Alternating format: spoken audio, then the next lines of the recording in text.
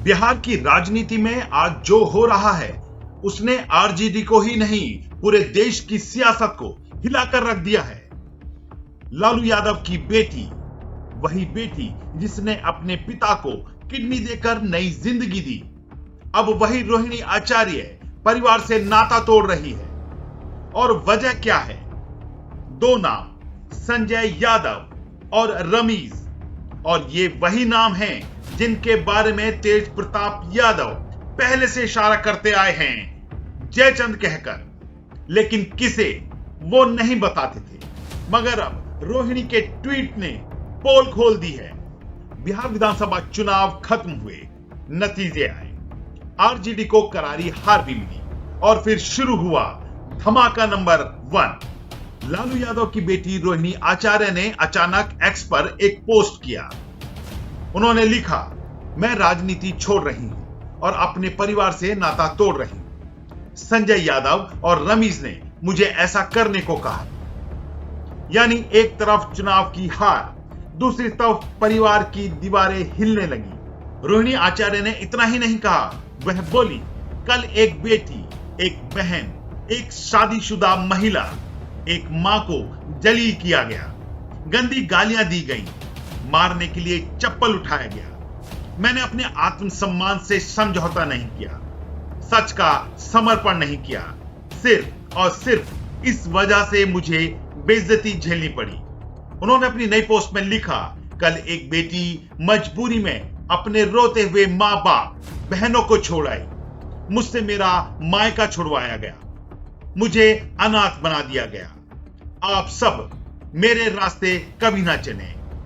किसी घर में रोहिणी जैसी बेटी या बहन पैदा ना हो।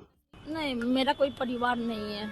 अब ये जाकर के आप संजय, रमीज, तेजस्वी यादव से पूछिए, मेरा कोई परिवार नहीं है। वही लोग निकाला है हमको परिवार से, क्योंकि रिस्पॉन्सिबिलिटी लेना नहीं है उनको। पूरा दुनिया बोल रहा है जो चाणक्य बनेगा तो चाणक्य से आप सवाल पूछिएगा। जब कार्यकर्ता चाणक्य से सवाल कर रहा है, पूरा देश दुनिया सवाल कर रहा है कि पार्टी का ऐसा हाल क्यों हुआ। अब जब संजय और रमीज इन लोग का नाम लीजिए तो आपको घर से निकाल दिया जाएगा, आपको बदनाम किया जाएगा, आपको गाली दिलवाया जाएगा, आपके ऊपर चप्पल उठा करके मारा जाएगा। दीदी तेज प्रताप जी भी दीदी उनके साथ भी गलत हुआ दीदी। यानी एक तरफ चुनाव की हार और दूसरी तरफ परिवार की दीवारें हिलने लगी। और तब यह बात दुनिया के सामने आई। आरजेडी समर्थकों से लेकर विरोधियों तक सबके चेहरे पर एक ही सवाल था, आखिर ये संजय और रमीज हैं कौन? तो चलिए पहले आपका तारुफ कराते हैं संजय यादव से। यह नाम नया नहीं है, तेजस्वी के साथ पिछले 10-12 साल से है। दिल्ली की एक मीटिंग में मुलाकात हुई और फिर भाईचारा इतना बढ़ गया कि आज तेजस्वी के हर बड़े फैसले में संजय का दिमाग शामिल होता है। संजय यादव हरियाणा के नांगल सिरोही गांव के रहने वाले, 3 एमएनसी कंपनियों में काम किया, डेटा एनालिसिस, स्ट्रेटजी, यही सब काम। लेकिन इसके बाद संजय धीरे धीरे लालू परिवार और आरजेडी के अनऑफिशियल सुपर ब्रेन के रूप में दिखने लगे। और तेज प्रताप यादव, उन्हें यह सब बिल्कुल पसंद नहीं आया। तेज ने कई बार कहा आरजेडी जयचंदों से घिर गई है, लेकिन वो नाम नहीं बताते थे। अब समझ आ रहा है कि इशारा संजय यादव की ओर था। रोहिणी के ट्वीट और बयान में दूसरा नाम रमीज का है। अब यहां ड्रामा और बढ़ जाता है, क्योंकि जनाब कोई स्ट्रेटेजिस्ट नहीं, कोई पॉलिटिकल मास्टरमाइंड नहीं, बल्कि यूपी के बलरामपुर के कुख्यात माफिया और पूर्व सांसद रिजवान जहीर के दामाद हैं। ये वही रिजवान जहीर हैं जिन पर हत्या, दंगा भड़काने, आपराधिक साजिश जैसे दर्जनों मामले दर्ज हैं। उनकी बेटी से शादी करने वाले रमीज नेमत खान खुद भी हत्या के एक केस में आरोपी हैं। ऐसे में सबसे बड़ा सवाल, तो ऐसा कौन सा काम था जिसके लिए आरजेडी ने ऐसे व्यक्ति को सलाहकार और चुनाव प्रबंधक बना दिया? रोहिणी आचार्य के ट्वीट के बाद जैसे ही उनका नाम सामने आया, रमीज ने तुरंत अपना फेसबुक प्रोफाइल लॉक कर लिया। क्यों, यह भी सोचने वाली बात है। चलिए थोड़ा पीछे चलते हैं। तेजस्वी यादव उस समय दिल्ली के डीपीएस आरके पुरम में पढ़ाई कर रहे थे।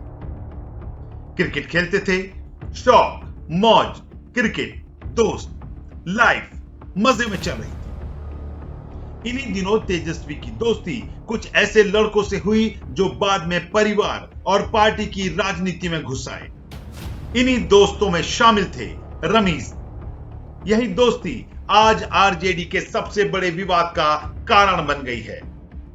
तेज प्रताप यादव लालू परिवार के सबसे बिंदास और बेबाक चेहरे, जो मन आया वही बोलते हैं और वो संजय यादव को कब से जयचंद बता रहे हैं।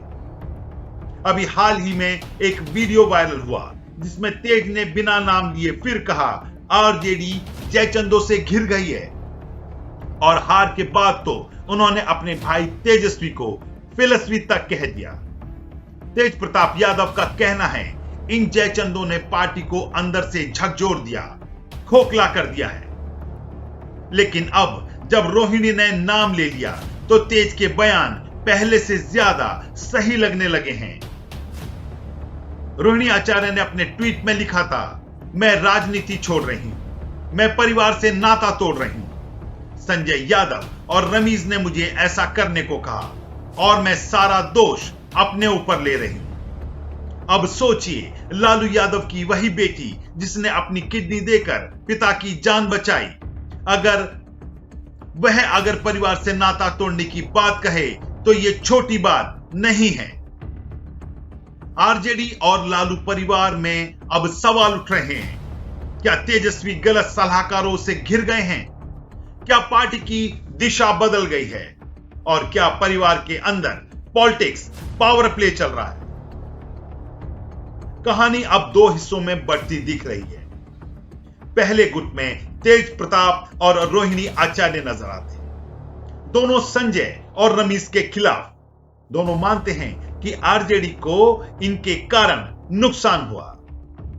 वहीं दूसरा गुट तेजस्वी यादव, संजय यादव और रमीज का। तेजस्वी अपने पुराने दोस्तों पर भरोसा करते हैं, बड़े फैसलों में इनका दखल होता है। अब सवाल यह भी है, क्या आरजेडी अंदर से दो हिस्सों में बढ़ चुकी है? क्या यह लड़ाई आने वाले दिनों में आरजेडी की और मुश्किलें बढ़ा देगी? लालू प्रसाद यादव का परिवार बिहार की राजनीति में एक मजबूत इकाई की तरह जाना जाता है। घर में मतभेद होते थे, लेकिन कभी इतने पब्लिक विवाद की नौबत नहीं आई। पहली बार लालू की बेटी खुलकर तेजस्वी के सलाहकारों पर उंगली उठा रही है। पहली बार परिवार और पार्टी दोनों दांव पर है। ऐसे में लोग पूछ रहे हैं, रोहिणी ने ऐसा बड़ा फैसला अचानक क्यों लिया? क्या तेजस्वी को इन बातों का अंदाजा है? क्या संजय और रमीज सच में आरजेडी के भीतर पावर कंट्रोल कर रहे हैं? क्या तेजस्वी अपने ही परिवार से दूर हो रहे हैं? और सबसे खास, क्या आरजेडी का भविष्य अब संकट में है? जो भी हो, इतना तय है कि बिहार की सियासत अब पहले जैसी नहीं रहेगी। लालू परिवार, जो कभी एकता की मिसाल माना जाता था, आज अपने सबसे कठिन दौर से गुजर रहा है। एक तरफ तेजस्वी हैं, जो राजनीति के आधुनिक फेस बनना चाहते हैं। दूसरी तरफ तेज प्रताप और रोहिणी, जो कहते हैं कि पार्टी गलत हाथों में जा रही है। संजय और रमीज, ये दोनों नाम अब सिर्फ सलाहकार नहीं, बल्कि आरजेडी के सबसे विवादित किरदार बन चुके हैं। अब देखना यही है, क्या तेजस्वी इस विवाद को संभाल पाएंगे?